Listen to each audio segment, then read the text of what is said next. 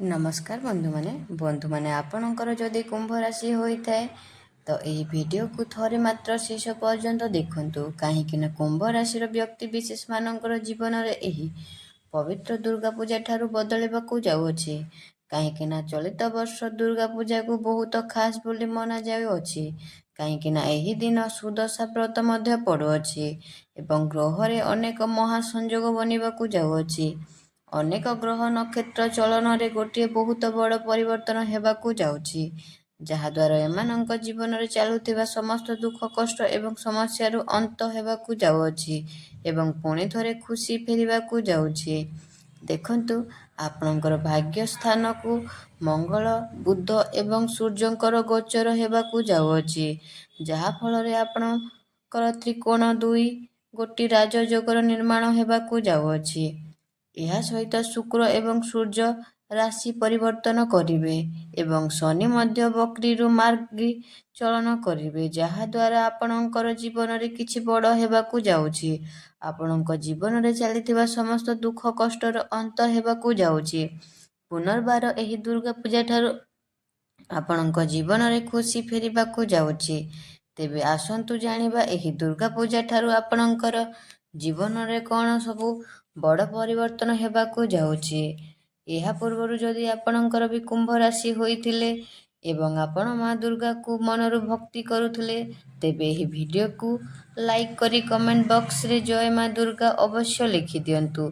देखंतु पूर्वरु शनि वक्री चलन करुथिले जे कि आपणक राशिर अधिपति अटंती जहा फल आपण टिके द्वंद्व भितर रोहुथिले आपणकर जेउ भी कार्य हाथ दउथिले सेथिरे आपणको सफलता मिली पारु नथिला आपण भ्रम भितर रोहुथिले एवं मंगल सूर्य अष्टम थिबारु आपण टिके स्वस्थ जनित समस्या देखा देउथिला खास करी धन जनित समस्या देखा देउथिला आपण ऋण नेइथिले किंतु ऋण सुझी पारु नथिले ऋणर भार आपणक उपरे बढ़ी जाइथिला परिवार रे खुशीर वातावरण नथिला शिक्षा क्षेत्र रे समस्या देखा देउथिला आपणकर अननेसेसरी खर्च हेउथिला समाज रे आपणकर मान सम्मान प्राप्ति हेउ पारु नथिला एही भली जहा भी समस्या चालुथिला ताहा एबे माँ दुर्गा पूजा ठारू दूर हेबाकू जाउछि आपणकर जीवन रे पुणी थरे एही दुर्गा पूजा ठारू खुशी फेरिबाकू जाउछि आपणक जीवन रे नूतन सूर्य उदय हेबाकू जाउछि। देखंतु सबुठारू बड़ कथा एहा अटे कि आपणकर भाग्य स्थान रे माने नवम भाव रे दुई गोटी राजयोग निर्माण हेबाकू जाउछि बुद्धादित्य योग एवं लक्ष्मी नारायण राजयोगर निर्माण हेबाकू जाउछि। एहा सहित गुरुंकर दृष्टि आपणक भाग्य भाव उपरे रहुअछि जहा फल भाग्य आपणक साथ देबाकू जाउछि भाग्य रे अभिवृद्धि घटिबाकू जाउछि समस्त क्षेत्र रे आपणकू उन्नति मिलबाकू जाउछि आपणकर किछि भूमि नूतन गृह इत्यादि निर्माण करि पारंती आपण कौनसी स्थान को पुंजी निवेश करी धन लाभ मध्य प्राप्ति करि पारंती एही समय रे आपणकर मन धर्म आड़कू अग्रसर होई पारे आपण कौनसी धार्मिक स्थान को यात्रा करि पारंती आपण किछि बड़ काम करि पारंती पितांक सहित आपणकर संपर्क बहुत भल रहिबो धन कमेबा पई आपणको नुआ नुआ बाट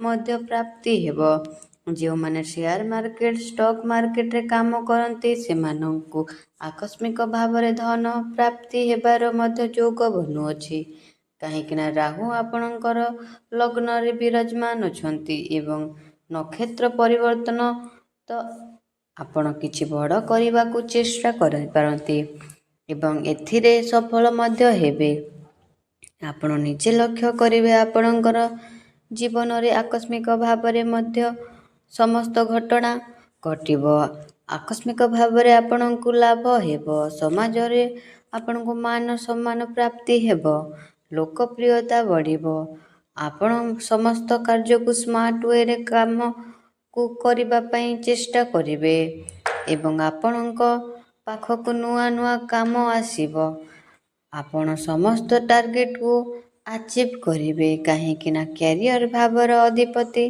भाग्य भाव रे ଅଛନ୍ତି। କ୍ୟାରିୟର କ୍ଷେତ୍ରରେ ଭାଗ୍ୟ ଆପଣଙ୍କର ସାଥ ଦେବ, କାହିଁକିନା ଆପଣଙ୍କର ରାଶିରେ ଅଧିପତି ଏବଂ ଦ୍ୱାଦଶ ଭାବରେ ଅଧିପତି ବକ୍ରିରୁ ମାର୍ଗୀ ହେବାକୁ ଯାଉଛନ୍ତି।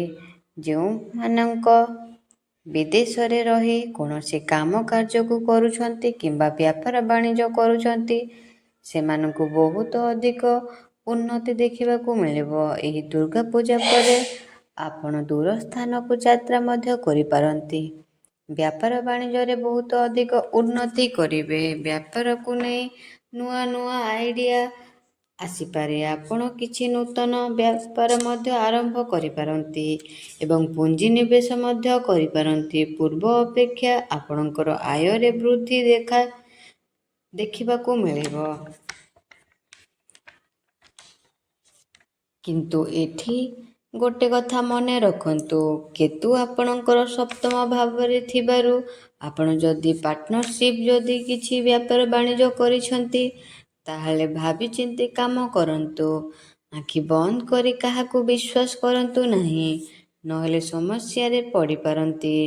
ଶୁକ୍ର ସପ୍ତମରେ ଥିବାରୁ ବୈବାହିକ ଦମ୍ପତି ଜୀବନରେ ଯାହା ବି କିଛି ପୂର୍ବରୁ ସମସ୍ୟା ଥିଲା ତାହା ସବୁ ଦୂର ହୋଇଯିବ, କାହିଁକିନା ଗୁରୁ ଆପଣଙ୍କର ପଞ୍ଚମରେ ଅଛନ୍ତି। ସନ୍ତାନ ପ୍ରାପ୍ତି ସୁନିଶ୍ଚିତ ହେବ ଏବଂ ସନ୍ତାନଙ୍କ ଠାରୁ କିଛି ଖୁସି ଖବର ମଧ୍ୟ ଆପଣଙ୍କୁ ପ୍ରାପ୍ତି ହୋଇପାରେ। ଗୁରୁ ପଞ୍ଚମରେ ଥିବାରୁ ଏହି ଦୁର୍ଗା ପୂଜା ପରେ ଆପଣଙ୍କୁ କିଛି ବଡ଼ ଖୁସି ଖବର ପ୍ରାପ୍ତି ହୋଇପାରେ। ଗୁରୁ ଏଠାରେ ବସି ଆପଣଙ୍କର ଲାଭ ସ୍ଥାନକୁ ଦୃଷ୍ଟି ଦେଉଛନ୍ତି, ଭାଗ୍ୟ ଭାବକୁ ଦେଖୁଛନ୍ତି ଏବଂ ଲଗ୍ନକୁ ଦେଖୁଛନ୍ତି। ତ ଚାରି ଦିଗରୁ ଲାଭ ହିଁ ଲାଭ ହେବ। ତ ବନ୍ଧୁମାନେ, ଆଶା କରୁଛି ଆଜିର ଭିଡ଼ିଓଟି ଆପଣମାନଙ୍କୁ ଭଲ ଲାଗିଥିବ। ଯଦି ଭଲ ଲାଗିଥିଲେ କମେଣ୍ଟ ବକ୍ସରେ ଜୟ ମା ଦୁର୍ଗା, ଜୟ ଲକ୍ଷ୍ମୀ ଅବଶ୍ୟ ଲେଖିଦିଅନ୍ତୁ ଏବଂ ଚ୍ୟାନେଲଟିକୁ ସବସ୍କ୍ରାଇବ୍ ମଧ୍ୟ କରିଦିଅନ୍ତୁ। ଧନ୍ୟବାଦ।